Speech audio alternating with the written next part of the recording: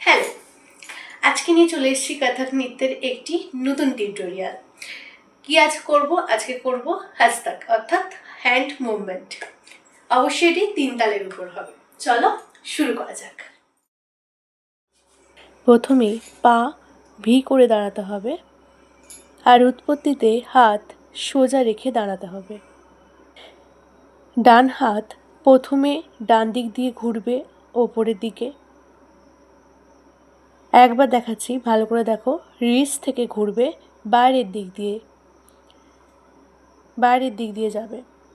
এখানে হাতের যা কাজ হবে রিস্টের কাজ, বাঁ হাতেও সেম প্রসেস যাবে। পরের মুভমেন্টে চলে আসি।